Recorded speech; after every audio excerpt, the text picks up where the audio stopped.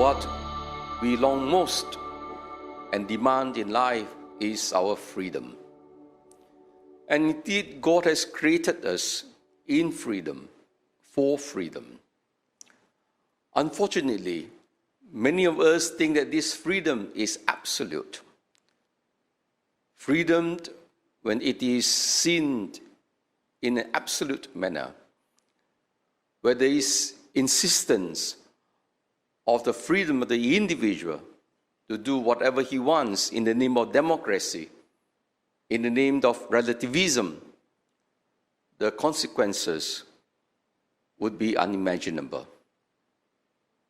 Indeed, very often freedom is exercised in such a way that it leads to abuses, especially of the common good of humanity. When we fail to exercise our freedom rightly, that freedom will destroy not just the individual, but the community. So we have certainly collective responsibility for the actions that we do. Innocent people will suffer because we have not been responsible. Very often, when we sin, there are some of us who tend to live in the past. We want to blame our parents. We give reasons why we are behaving today because of upbringing, because of the wounds and traumas that we have suffered, which is true to some extent. We are what we are today because of our past.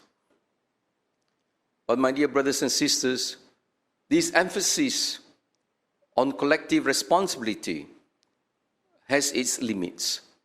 Because at the end of the day, we need to take personal responsibility in what we do.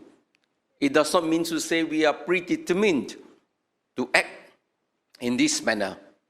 We can choose. We can choose to do the right thing or the wrong thing. There are some of us who want to rely on the merits of our past or the merits of our forefathers, what they had done for the church. All those things that we have done in the past, they remain in the past. There is no such thing as claiming all these merits that we have done in the past for the wrongs that we do today. God does not look at our past. God looks at our present. Every day we are determining who we are, how we are becoming.